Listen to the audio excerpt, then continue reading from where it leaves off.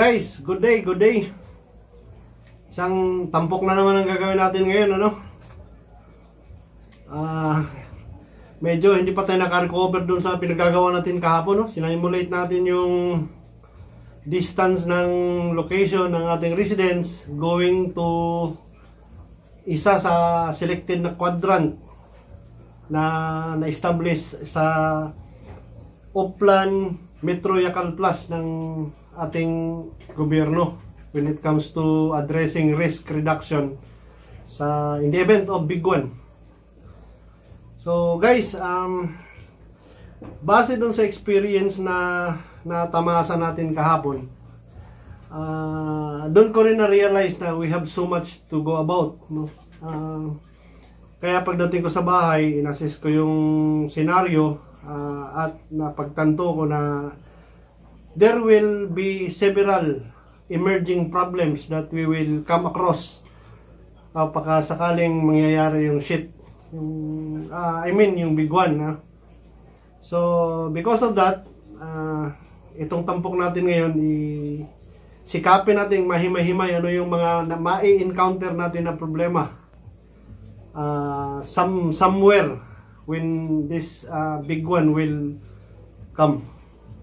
So guys, I would like to say thank you dun sa mga nag-comment. Napakadaming comment na natanggap natin.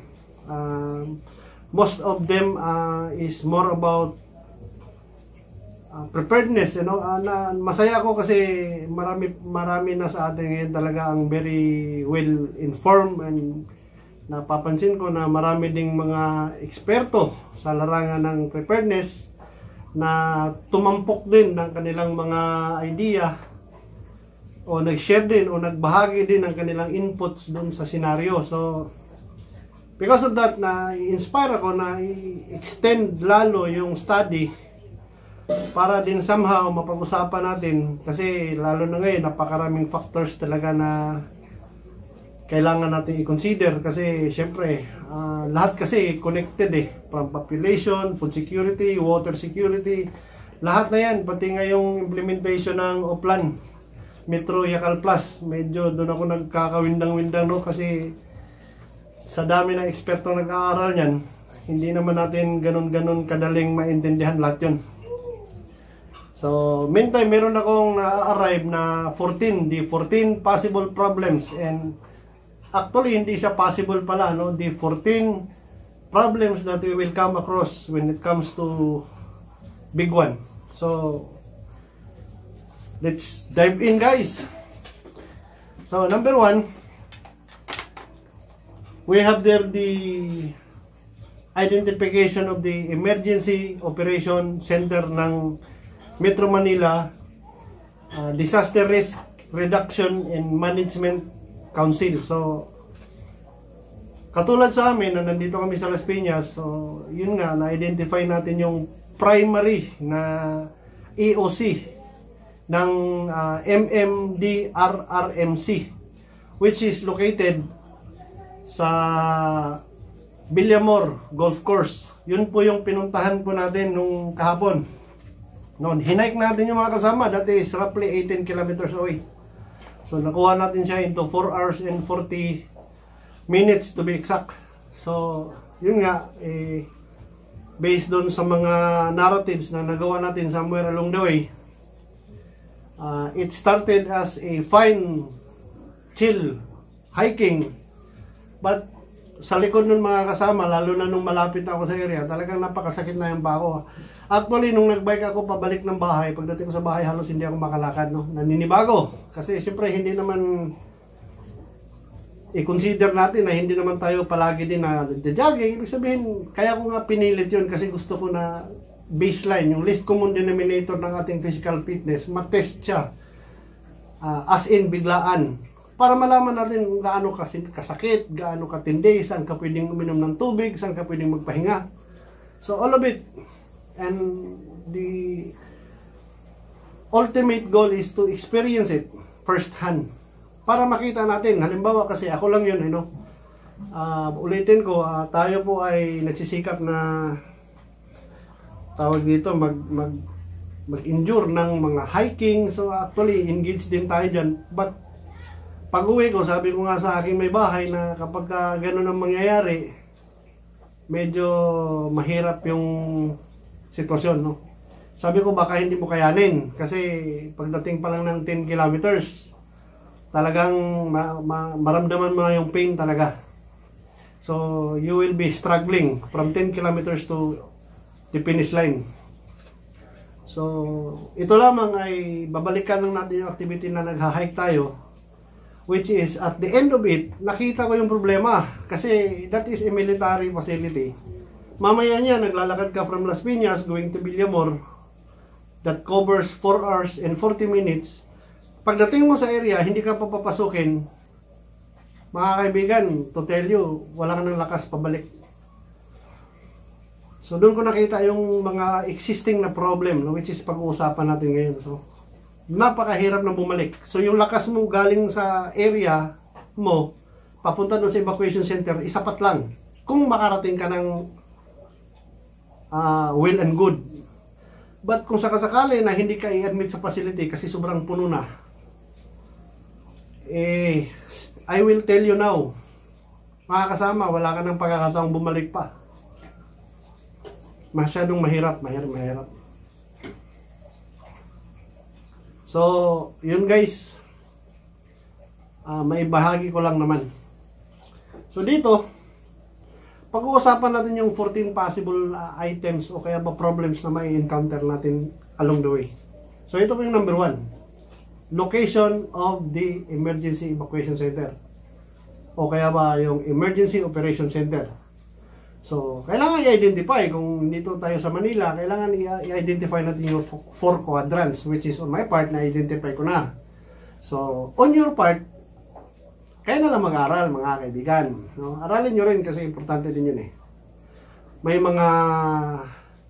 marami kasing mga sangay ng gobyerno na napapaloob dun sa organisasyon na yan. So, which is, nandun din yung kasing DOH, which is a very important component dun sa plano na yun. So, una is hanapin mo yung location. Pangalawa is alamin mo yung distance. Pangatlo is yung capacity ng area. Kasi katulad yan, nalaman ko na ang capacity pala ng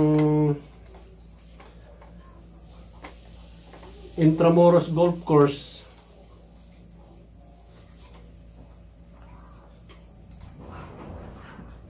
ay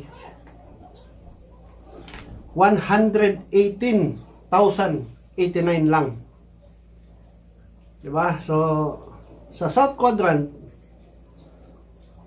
nagkakaroon ako ng mental block nito kasi yun nga yung capacity, 118,000 lang. Las Piñas pa lang, 590,000 na yung population. Ang nearest pa doon sa area is Pasay, which the total population of Pasay area is 416. Ang madugo pa rito, yung South Quadrant is composed of 7 major cities and 1 municipality. Las Piñas, Makati, Muntinlupa, Parañaque, Taguig, Municipality of Pateros, and Pasay. Diba? So, yun ang sinasabi ko, pag nakarating ka doon sa area, baka bawal nang pumasok. So, paano yan, no? Dala-dala mo yung pamilya mo. Ang gagawin natin? Diba? So, yun nga, sabi ko, i-estimate yung mga kasama as early as today. Aralin nyo na kasi mamaya wala na tayong pagkakataong aralin yan eh. Okay. So yun po yung mga kasama no, ang una. Pasok po tayo mga kasama sa pangalawang aspeto ng ating pag-uusapan.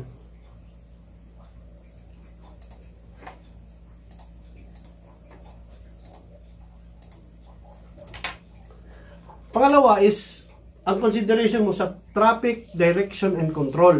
Kasi considering na earthquake nga yan, asahan mo na may impact yan doon sa traffic system. Kasi syempre may mga building na kukolapse, mga bridges na bumagsak. So anong asahan natin? So traffic congestion yan. So magiging issues and concern natin is number 1, gridlock. Matik yan, gridlock yan. Pangalawa, siyempre, vehicular accident. Kasi, siyempre, maiwasan, gridlock, atras abante. Kaya maiwasan na magkakabangga-bangga yan, harap at saka likod. Or worst case scenario, major accident ang mangyayari.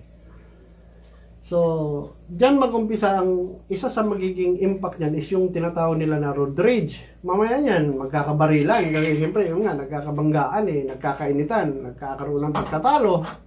Worst case, nagkakaroon ng barilan. So, patay tayo dyan. And the last is, kapag nagkakaroon ng gridlock, ano pang other alternative mo na transportation? So, yan, pwedeng meron kang bisikleta, mga folding bikes, di ba? Sasakay mo sa sasakyan. Or kung halimbawa wala, mangyayari yung ginagawa ko. Maglalakad ka. Kasi wala namang ibang alternate option So, una, na-locate mo na. Makalawa, i-consider mo yung traffic. At saka yung control. Di ba? Kasi wala na nagmamando niyan, patay na yung ilaw. So, kanya-kanya na kayo doon. So, yun po yung number 2. Sa number 3, considering na nakarating ka doon sa area, sa evacuation area. Alam mo na yung area, that is number 1. Location, lahat ng consideration ng distance. Pangalawa, traffic issue, control. So, ipagpalagay natin na lusutan mo na yung traffic. Ito ngayon ang problema natin, pasok tayo sa pangatlo. Food supply. Why? Yung transport ng relief goods from hub, yung mga packaging hubs, at saka yung mga warehouses, papunta dun sa evacuation center. Paano yun? May experience din nila yung traffic gridlock. So, magkakaroon ng delay. Next is, pwede kasing dahil lahat na-experience yung lindol, pwedeng lack of manpower to do the job. Kasi siyempre lahat apektado Meron nga mga gamit, wala namang magdadrive, wala namang, di ba, maghahakot. Who will do that? So, magkakaroon ulit ng delay.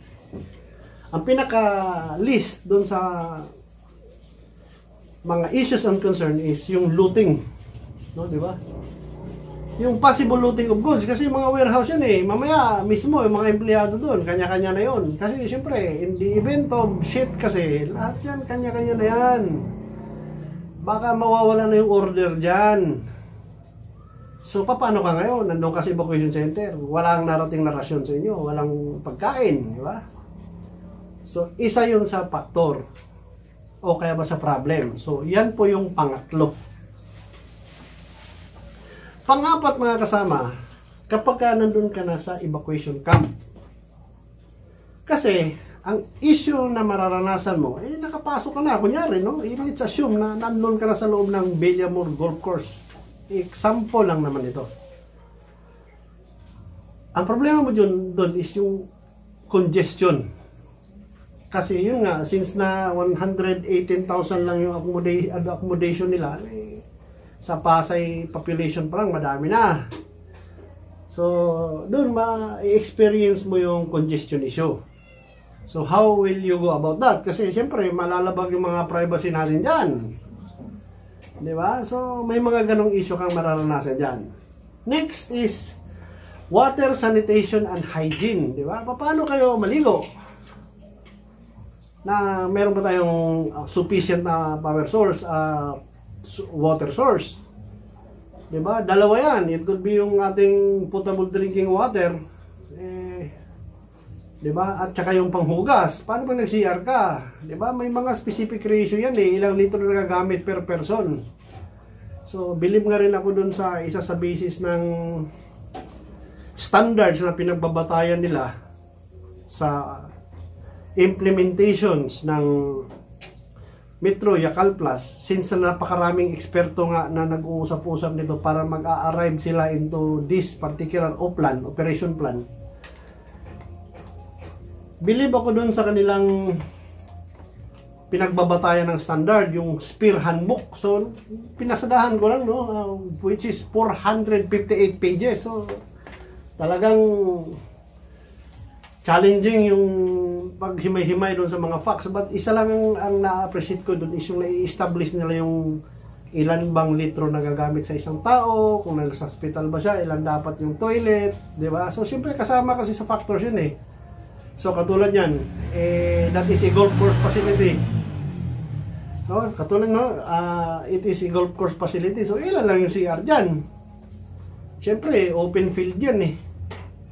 So, doon lang sa may mga building. So, ipagpalagay natin na mayroon tayong 118,000 people. Baka mga wala, pang 20 yung restroom dyan, mga toilet. So, paano yun? Pipila ka. Paano pag sumamay dyan mo? Nga. Dalawa lang tatamaan mo dyan. Kahihiyan at saka katatawanan. Pero, syempre, survival nga eh. Hanap ka talaga ng paraan dyan. So, siguro, dala ka ng trowel, yung panghukay, di ba? Anyway, next is yung nga, shelter mo. Paano ka matulog doon? So, di ba, kung wala kang tent, ako, syempre, mag-antay ka naman ang gobyerno mag-provide sa'yo. Pinapasok ka na nga eh. So, anong gagawin mo? So, kung meron kang dalang kumot, syempre, kung magdala ka ng kumot o kaya ba tent, bibit-bitin mo yun galing sa bahay nyo. So, gaano ka ba kahanda dyan? Next is yung food supply. Di ba? Yan, pwedeng mag-antay ka kailan kakalimbang yung kampana ron para kakain na. Paano pag nagutom ka? What extra food that you have? So, natuwa nga ako dun sa comment ng isang kasama natin na talagang lahat naman daw, talagang mamamatay tayo eh. Sabi ko, pwedeng oo, pwedeng hindi. Depende lang yan. Pero, syempre, malamang mauna ka. Kasi hindi ka naghahanda eh. So, which is the last one of these particular issues and concerns when it comes to evacuation camps is yung diseases. Syempre, di ba? Tulad ngayon, kasama pa dyan. Bawa, pagpalagay natin, ngayon agad, ngayon, nangyari yung big one. Punta na, may ano pa tayo eh, COVID. So, pagdating doon, isipin mo, paano magkukumpulan yung 118,000. Actually, yung area, lot area, yung land area ng golf course is 50 hectares lang yan. Ganun ka magiging congestive ang pasok. So, tapos na tayo sa location, traffic, food, tapos yung evacuation camps. Pasok na tayo dito sa panglima, which is yung emergency field hospitals. Kasi, mawa yan. Ito kasi after epekto ng earthquake. So, malamang may casualty yan, may injury yan. Kung ikaw hindi casualty, hindi injury, makakarating ka doon. Pero paano kung may injury ka? Paano makakarating doon sa kampo? Pagpalagay natin, slight injury. O kaya ba bit-bit ka ng ilan natin mga concerned citizen. Damage yung hospital. Walang doktor. So, yan yung mga issues rito, no? And then, walang gamot. Diba? Ipapalagay natin na may doktor, wala namang gamot. Hindi din ganun ka-effective. And then, most likely, since na ang anticipation nga ng big one is minimum of 7.2 magnitude, malamang mga facilities natin damage yan. So, saan tayo pupunta? Where else should we go when it comes to medication? So, kaya ba sa doctor care? So, yun yung panglima. No? Issue natin, hospital. Sa pang-anim mga kasama, ang isa sa issue natin, ang pang-anim na issue natin is yung oil depot. Bakit? Kapag ka lalapag yung 7.2 earthquake, pwede kasing maglilik yan. Diba? Yung mga nakatira malapit doon sa oil depot na yan, prone yan sila sa sunog. Kaya mo rin, oil depot yan eh. Gasolina, bunker fuel, o kaya ba, diesel. Depende kung yan ay purified na, o kaya ba, na-refined na. So, yan ang mga potentials dyan. Pwede siyang magkakaroon ng leak, pwede siyang magkakasunog. At ang pangatlo, kung hindi man siya nasunog, wala man siyang leak, pwede siyang maubos. Ibig sabihin, mauubusan tayo ng supply sa gasoline o kaya ba sa diesel. So, impact pa rin yun. Problema pa rin natin yun kasi hindi natin makagalaw eh. Walang gasolina eh. Okay, so yun po yung number 6 mga kasama, no? Oil depots. So, number 7 is isa sa major concern na kinonsider natin is yung management ng jail at saka yung correction facilities. Kasi, di ba, kung mapapansin nyo, lalo na dito sa amin, malapit kami sa Bilibid. Paano pag nasira yung Bilibid, natumba yung, di ba, pakatakas ngayon yung mga hardened criminal. So, paano natin i-manage yan? Di ba? Hindi lang dito sa mga facilities natin, sa correction facilities, kundi pati mga city jails natin. Siyempre, tandaan nyo, that is hardened criminals, hindi nag-iisa yan. So, potential yan na magkakaroon ng mas lalong problema. Kakaroon sila ng jailbreak. Why? But i-take over nila ngayon yung buong facility. May problema na tayo. Kasi yung mga yan, hindi mo na kailangan turuan yan paano gumawa ng kasalanan. Makasalanan na halos lahat ng mga yan eh. Hindi ko naman nila lahat. Pero ibig sabihin, yung iba dyan, recidivist na. So, medyo mataas na issue yan. And then, syempre, di mo maiwasan, kapag mangyari yon, tataas yung crime within the perimeter or the vicinity of that facility. Kaya kung kayo nakatira malapit dyan, isip-isip din. Gawa din kayo ng mga contingency plan. Di ba? 4 naman yan eh. PASE, primary, alternate, contingency, at saka emergency planning. So, i-establish nyo rin yun. Kasi para pagdating ng araw, alam nyo na kung anong gagawin. Okay, so yan yung number 7. Number 8 tayo.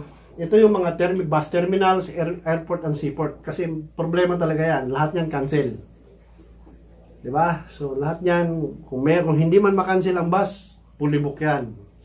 E, paano ka magbabag out, diba? Imbis na pupunta ka sa isang place, kung hindi ka makaabot, hindi ka napapapasukin doon sa mga evacuation camps, eh, gusto kang umuwi sa probinsya, biyahe.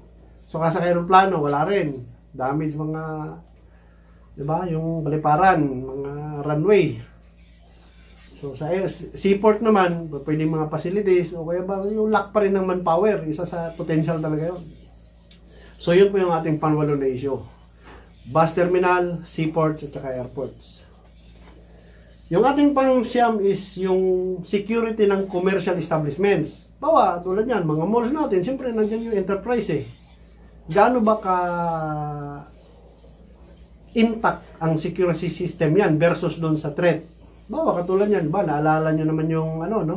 Gusto ko lang ibahagi kung hindi nyo pa alam, yung sa Yolanda, di ba? Yung isang mall doon, saglit lang. 3 minuto, 5 minuto, 10 minuto, 1 oras, ubos lahat. Di ba? So, ganun yun. You cannot prevent.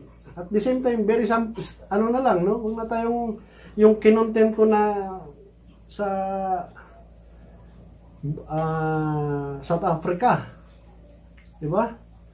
Na tinake over na yung simple na ano lang, tag dito yung nagrarally lang yung mga tao. It turns out na nag-increase yung level ng threat. Nagiging looters na halos lahat.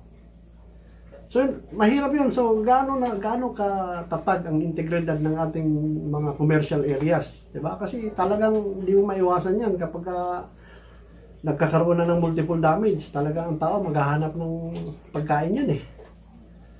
So, yun. I-consider din natin yun na kapag mangyari yun, saan pa tayo kukuha ulit ng pagkain?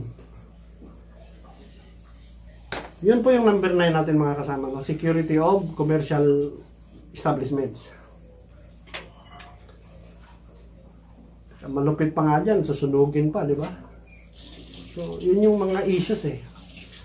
So, pasok tayo sa number 10, yung ating mga vital installations din. So, ang number 10 natin is katulad ng halimbawa sa vital installation, yung ating power source. Di ba? Kita nyo, Meralco. Sa tubig natin, Manila Water, tsaka Maynilad. Di ba? Kasi based doon sa estimate ng Oplan Metro Plus, at least 4,000 water naka-MB na tubig talagang mawawala yan, masisira yan. Yung nakabaon sa lupa.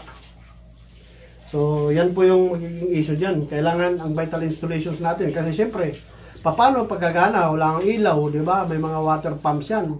Siguro, pansamantala, nasunog pa yung depo. Saan kukuha yan ng paggasolina kung genset yung gamit? So yun guys, yung di ba, yung ating power source, di ba? Kasi lahat yan gumagana through our power sources eh. So kapag nagbawa, may mga major damage sa mga power lines, so wala na talaga yan. Crippled na yung ating power source. So ibig sabihin, lubog na yung ating mga ginagawa niyan, di ba? Yung ating mga usual na ginagawa, wala nang charging, lahat na yan, wala na tayong ilaw, so total blackout na mayayari dyan. Next is yung sa tubig, yun ang pinakamatindi kasi mahirap mag-survive kapag wala tayong tubig, di ba? Kasi siyempre, mawawala na yung pressure ng ating mga pipelines, gawa ng una, wala nang magbibigay ng energy dun sa mga water pumps niyan, di ba? Sa mga jockey pumps. Pangalawa, nadadamage sa earthquake, di ba? Siyempre, kapag nagkakaroon ng ground shaking, talagang mararapture din yung pati mga tubo niyan, talagang magkabiyak-biyak yan. Di ba? Gagalaw niya doon sa mga joints niya. So, ibig sabihin, talagang wala na tayong tubig niyan. And then, maliban dyan sa tubig, electricity, madadamay din yung ating communications.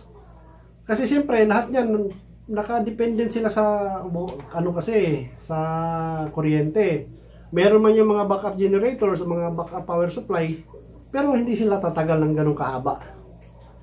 Siguro, maximum of 3 hours, depende. Pero, yun nga, ibig sabihin, it will not last long. So, yun po yung pang-sampo natin, vital installation. So, i-consider natin anong gagawin natin kung wala itong mga to. Next is yung fire suppression activities. Kasi hindi maiwasan, may sunog yan mga kasama. So, ibig sabihin, yung ating fire suppression system, tulad yan, syempre nakaatang yan dyan is yung Bureau of Fire Protection natin. Saan sila kukuha ng water supply? Diba? Wala na tayong resource ng tubig eh. Okay. Considering, doon na sa dagat, forced to hit, sip-sip tayo sa dagat. Ang problema niyan, saan sila dadaan? Kasi, worst case scenario, matindi na nga yung gridlock ng traffic. Tapos, at the same time, baka may mga, pa sa kalsada niya, mga harang-harang, mga debris. So, isa sa magiging issue nila is talagang yung pag-responde. Okay, so yan po yung pang-11. Ang pang-12 natin mga kasama, search and rescue operation, di ba? Kasi yun nga, number 1 manpower, pangalawa, yung mobility. Kasi siyempre, paano nga tayo naman i-search and rescue, di ba? So, who will do that? Kasi yung government, nag-organize pa yan eh. Kasi doon nga, based doon sa mga reports na hinahanda, at actually may 3 reports. So, ang submission number sa Form 1 is 4 hours, 12 hours at saka 24 hours. So may mga levels of submission yan, yung mga local government units natin. But pag-uusapan na natin yan kasi medyo maselan yung subject na yan eh. But anyway, basta yun yung issue. Tatlong phases ng reportings ng LGU sa NDRRMC. However, yun nga, that is 24 hours. Tayo, kapag after immediately, nagkakaroon na ng earthquake, gagawin mo.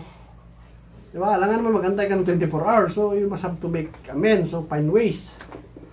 So, yun ang magiging issue, search and rescue operation. Kasi kung nataon niya na nabilong ka doon sa may mga libaw, wag naman, mga collapse na building. Buti sana kung isang building lang yan, pwede tayong mag-volunteer. Pag-uusapan natin yung Metro Manila, baka malaki masyado yung estimate nila na damage dito kasi.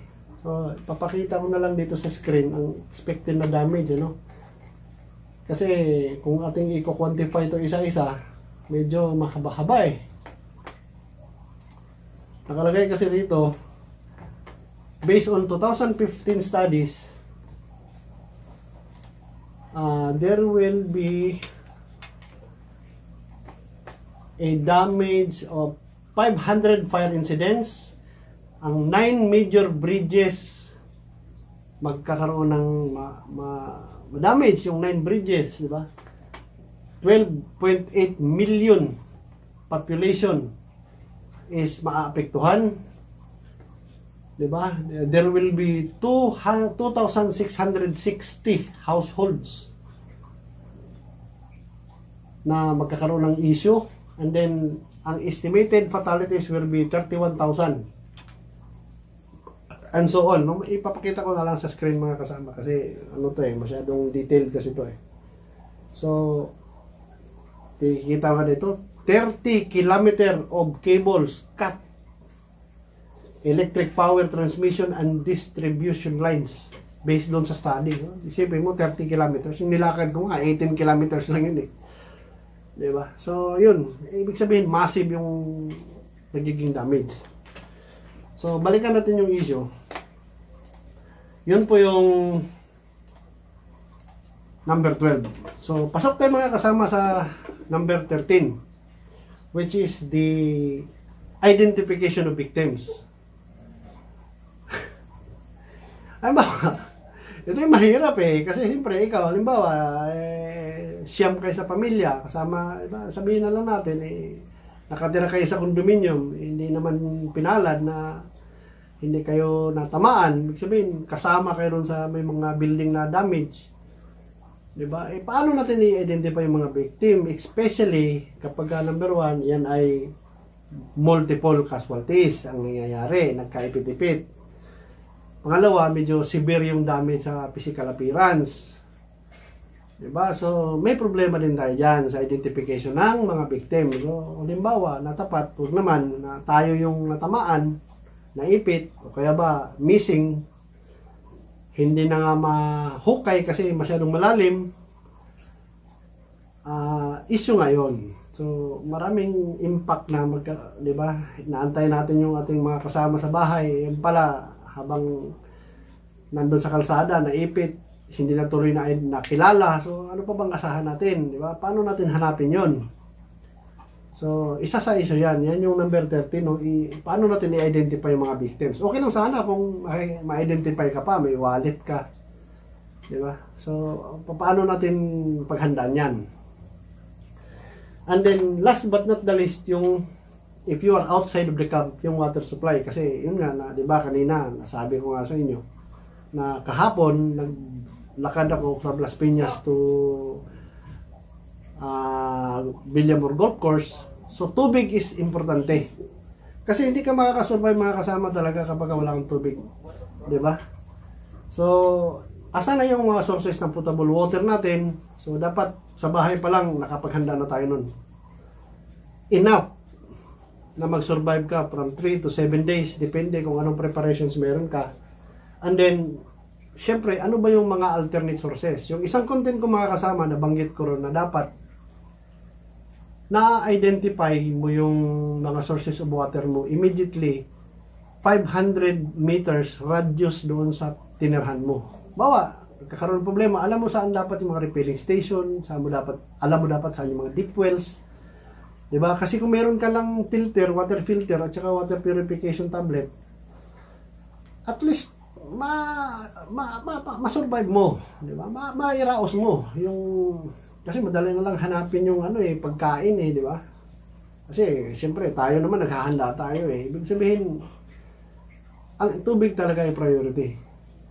So, yun, pasensya medyo napahaba kasi talagang kailangan natin itong i-discuss no? Ito kasi nag-a-arise doon sa mga issues and concerns na nakikita natin somewhere along the way. So, I hope na meron tayong kapulutan ng kahit kunting aral mga kasama na ko lang na i-share ko to sa inyo kasi experience ko talaga person kahapon na pwede ka palang mangyayari to along the way papunta doon sa mga evacuation sites. So, kasi kahapon nakita ko na figure out ko kasi ano ba yung mga pwede. Actually mga kasama marami pa talaga. So, kung meron man kayong iba pang inputs na hindi ko man lang nabanggit sa 14 na yun, pwede bang pasuyo na lang, i-comment lang kayo below in order for us to discuss it. And, diba, aralin natin. Let's research. And then sa sunod na tambok, babanggitin natin para naman for the benefits of all preppers.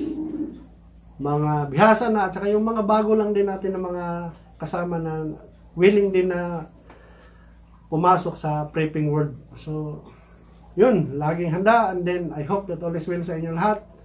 Regards and huwag kalimot mag-subscribe. Friends, maraming salamat. Magandang araw sa inyo ulit.